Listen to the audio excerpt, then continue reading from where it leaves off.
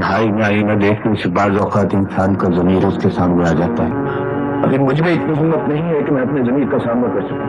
तू तो मजदूर बन गया था, ये फिर बहादुर बन के खून किसका कर दिया? कौन मरा तेरे हाथों?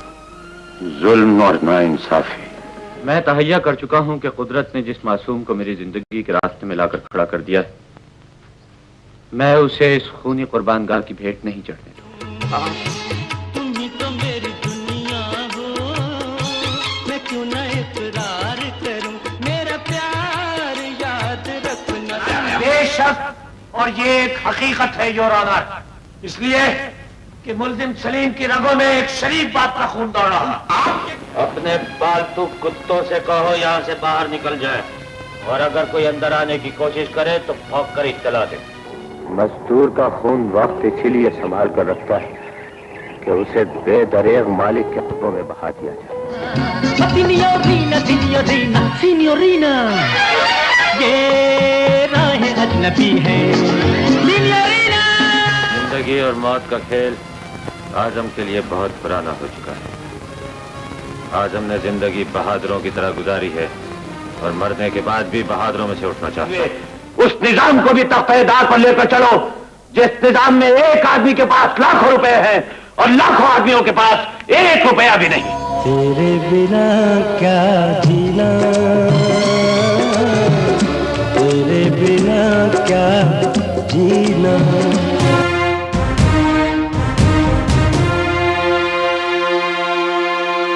इंडिया में सिर्फ अमिताभ बच्चन ने ही मोहम्मद अली साहब की नकल नहीं की। मोहम्मद अली साहब की एक फिल्म थी इंसान और आदमी।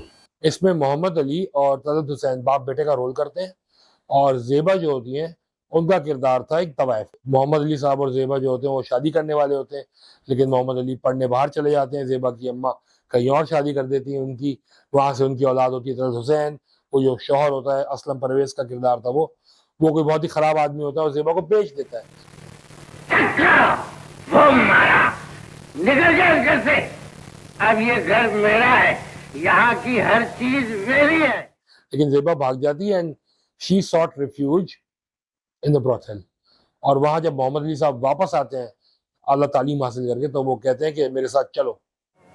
तो मुझे हमेशा के लिए भूल जाओ। नहीं रतिया, मैं तुम्हें इस माहौल में भी नहीं रहने दूंगा। तुम मेरे साथ चलो। तू जहाँ कहीं भी जाए, मेरा प्यार याद रखना। इस फिल्म का एक गाना था, उसमें एक लाइन थी कि जो फिरूं कभी वफा से, तो फिरूं खुदा से अपने। जो फिरूं कभी वफा से तो फिरूं खुदा से अपने। ये बड़ी पावरफुल लाइन थी। खैर मोहम्मद अली साहब ने वाकई वफा का मुजाहरा किया और तलत हुसैन जो जेबा की औलाद था उसे अपना लिया। मेरे बच्चे को मुझसे इतनी दूर ले जा, मेरा साया भी उस पर न पड़ सके, ताकि ये जवान होकर ये न सोचे कि लोग उसकी माँ को सितारा बाई कहते हैं। It was something very close to the original situation। जब मोहम्मद अली साहब और जेबा की शादी असली में होती है, तो जेबा की जो साहबजादी थी उन्हें मोहम्मद अली ने अपना लिया था। खैर तलत हुसैन बड़े होते हैं, वकील बनते हैं, और इतने बड़े हो जाते हैं कि वो अपने अब्बा के खिलाफ केस कर देते हैं। बहुत लंबा केस है और फिर आपके पास तो वक्त भी नहीं है गालिबन। नहीं बेटे, मुझे तो फुर्सत है, और जो तुम जब चाहो। अच्छा बैरिस्टर साहब, तकलीफ की माफी चाहती हूँ। कोई बात नहीं, मैं इंशाल्लाह। सितारा बाई ने अपने शोहर को कत्ल कर दिया। कानून को पस मंजर से कोई वास्ता नहीं होता। इंसाफ का ताल्लुक जज्बात और मजबूरियों से नहीं होता। इसका दारोमदार सिर्फ सही शहादतों पर होता है। मैं ये समझता हूं कि मुल्जिमा का कोई बेटा ही नहीं है, और ना वो किसी की मां है, बल्कि मैं इस अदालत को मुतासिर करने के लिए ये एक फर्जी दास्तान तैयार की गई है कि सितारा भाई से इसका एक चक्कर था, सितारा भाई से ये मिलता था। तो वहां जब कोर्ट में सब हंगामा होता है, तो मोहम्मद अली से वो पूछता है कि कहाँ है वो बेटा, तो वो कहता है कि मैं जवाब नहीं दे सकता, कि तो ये फर्जी बेटा है, झूठ है। वो बेटा तुम।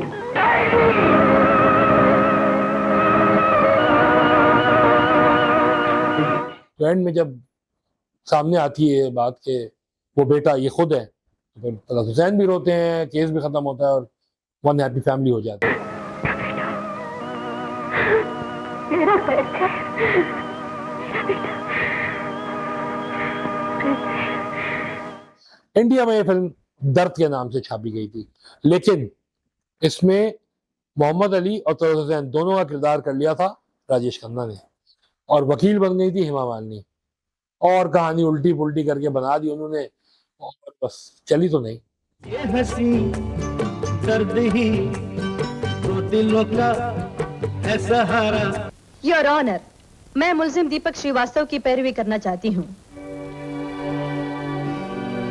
और अजीत उस बेटे की खुशियों का दुश्मन था। कहाँ है दीपक की वो रोशनी, वो बेटा? तुम विकी, तुम मुल्जिम दीपक श्रीवास्तव के खुदगर्ज, ना समझ, ना शुक्रे बेटे हो तुम। नहीं, ये सच नहीं हो सकता। राजेश खन्ना साहब ने कोई पहली बार ऐसा नहीं किया है। नदीम साहब को तो वो वैसे ही छापते रहे, लेकिन 1977 की फिल्म सदाक़तें जो थी मोहम्मद अली साहब की, उसे वो 1991 में बेगुनाह के नाम से बना चुके हैं। तेरे मेरे प्यार का ऐसा नाता है, देख के सूरत तेरी दिल को चैन आता है। ओ तेरे शशि कपूर जब हीरो नहीं आ रहे थे और कैरेक्टर रोल्स में आ गए थे, तो उनका बेहतरीन टारगेट था मोहम्मद अली। जब राजेश खन्ना साहब ने फिल्म अलग अलग बनाई, जो कि पाकिस्तानी फिल्म मेहरबानी की कॉपी थी, परवेज मलिक साहब की फिल्म थी, नदीम, बाबरा, मोहम्मद अली थे इसमें, तो जब वो फिल्म इंडिया में बनी तो उसमें नदीम का रोल किया राजेश खन्ना ने, बाबरा किया टीना मुनीम ने, and Shashi Kapoor did the role of Mohammad Ali Sahab. शर्म मुझे नहीं, आप लोगों को आनी चाहिए, इसलिए कि गिलादत इस घर में नहीं, आप लोगों के दिलों में। किस कदर घटिया और बदज़हनियत के लोग हैं आप। शर्म मुझे नहीं, आप लोगों को आनी चाहिए, क्योंकि गंदगी इस घर में नहीं, आप लोगों के दिल में है। किस कदर घटिया और कमअकल हैं आप लोग। कि कोई पहली बार नहीं किया शशि कपूर ने।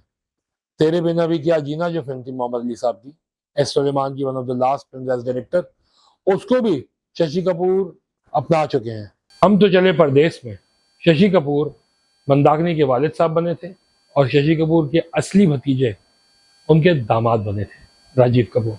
और मंदाकिनी ने वो रोल किया था जो बाबरा शरीफ ने यहाँ किया था। अब शशि कपूर और मोहम्मद अली का एक मजे का किस्सा सुन लें, ये दोनों एक फिल्म में भी आ चुके हैं, and that is Manoj Kumar clerk. जबान नहीं है। शराफत न होती तो मैं तुम्हें जिंदा न छोड़ता। मैं भी कीचड़ पर पत्थर फेंक सकता हूँ। मनोज कुमार साहब 1975 में बना चुके थे रोटी कपड़ा और मकान। बहुत जबरदस्त फिल्म थी अपने जमाने के लिहाज से। 75 में बेहतरीन कॉन्सेप्ट था। तुम्हारा दोस्त हूँ। भारत मेरा दोस्त नहीं, भारत सबका दोस्त है। हाँ, तुम उसके दुश्मन हो।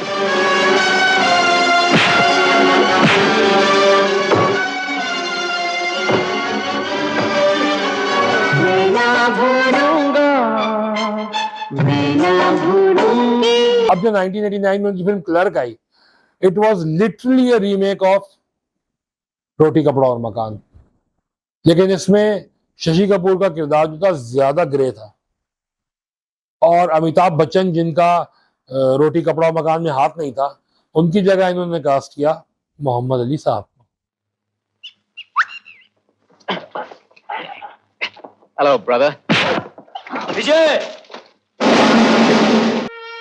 फौज से पिताजी की जो पेंशन आती है वो जमीन पर लिए हुए कर्ज के सूद में चली जाती है। मोहम्मद अली साहब की टांगे नहीं होती हैं, बैसाखी पकड़े होते हैं, लेकिन बाद में ये ठीक हो जाते हैं और बिल्कुल नॉर्मल चल रहे होते हैं।